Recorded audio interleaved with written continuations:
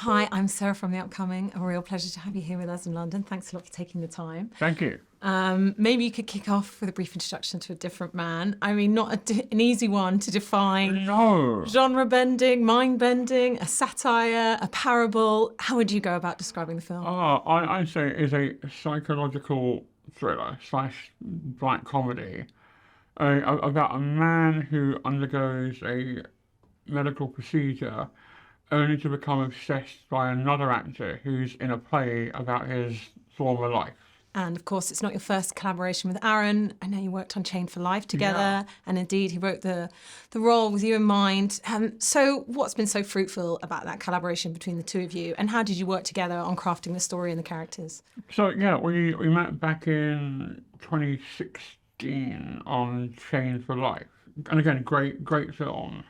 And sent me the script. I liked it, and also when you start working with someone, he's just a joy to work with. So I already had a great deal of respect and admiration for him as a writer-director.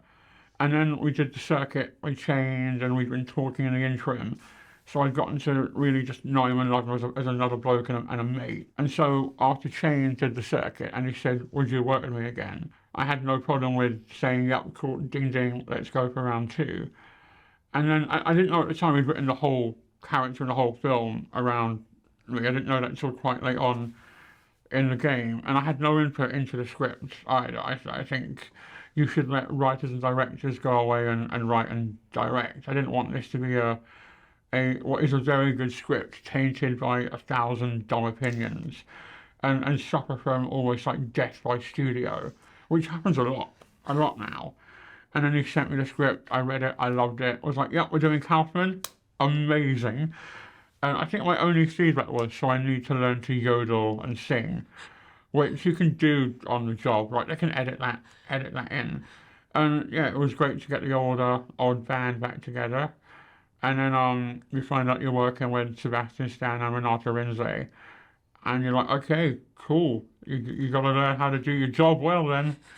Like, nowhere to hide now. And what was it like working with those two actors, particularly Sebastian, who just seems to have really taken the role on with, by both horns? Oh, such gusto. I have the utmost respect for how much kind of time, effort, and dedication he put in. And I always think if you want to learn to do something well in the arts, be it acting, singing, other forms of musicianship, you find people who already do it to like a level where you want to be.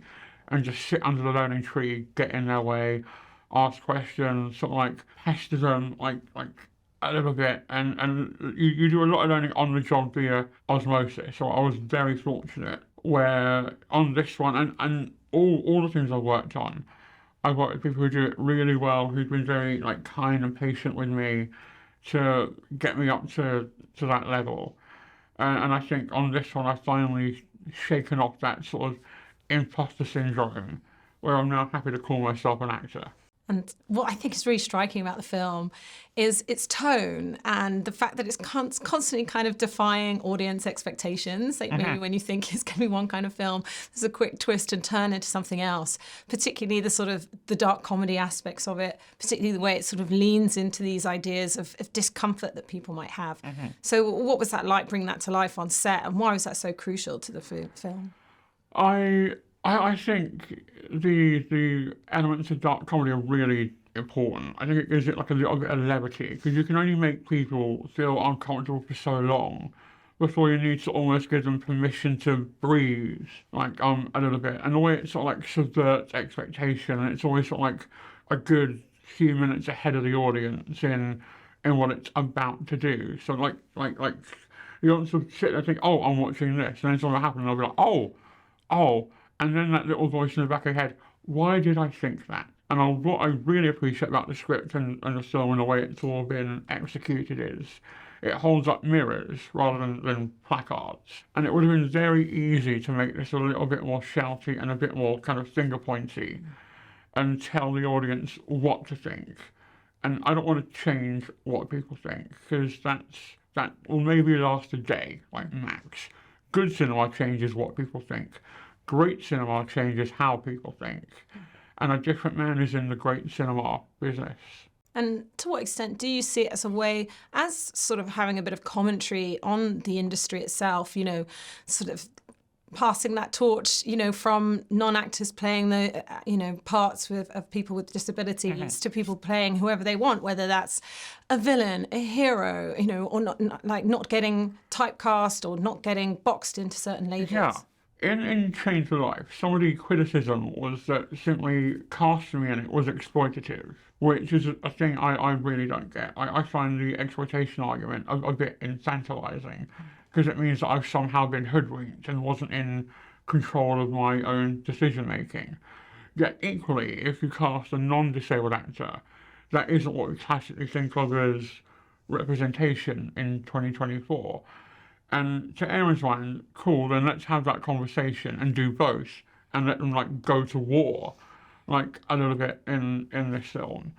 And also what I like is both characters are just in the film. There's no sort of backstory or epilogue because the three big tropes of victimhood, villainy and false heroism.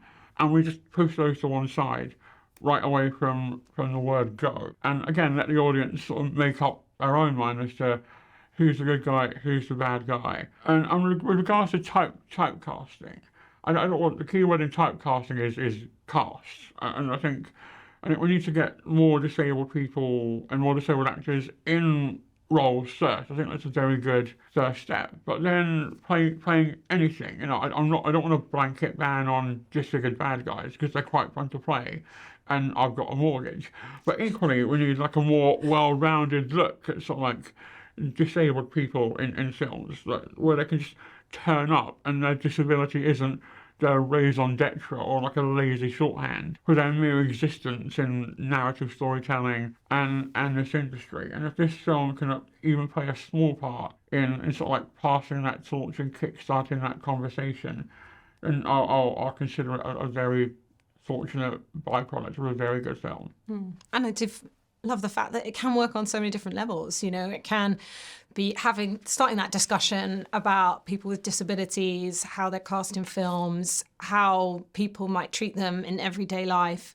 But it's also a more universal concept about how, image obsessed we are now as a culture, how we do confront our own identities and how we might put that in the hands of other people to define. So do you think for a modern day audience, there's lots of things to take? Well, the idea of who we are on the outside, who we are on the inside. And there's this great Jim Carrey quote that I hope I don't butcher, but it's something along the lines of, I wish everyone can get all their hopes and dreams, and that way they realise it won't be enough. And we're forever, we all carry our little low self-esteem machines in our pocket, and we all doom scroll and compare our behind the scenes to other people's greatest hits. And I just wish we could all get over ourselves and just start talking honestly as to who we are and how we're feeling. Whenever I see my friends, I'm like, oh, how are you? And then they'll do the very British thing of being, oh yeah, I'm good. I'm like, oh, sorry, I phrased the question wrong. How are you really? And then that can be them going, oh, I'm actually not that good today. And I want to create a landscape where we all know it's okay not to be okay. Everyone's different and jacked up, right? So let's all be different and jacked up together.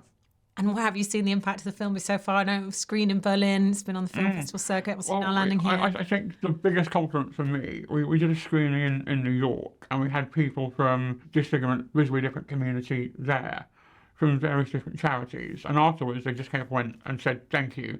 I feel seen, I feel heard, I feel represented for the first time in my life. And for me, that's the biggest compliment I can get. Well, thank you so much for sharing all that with me, and I can't wait for everyone else to have a chance to see A Different Man. Huge congratulations on the film. Thanks a lot. Thank you.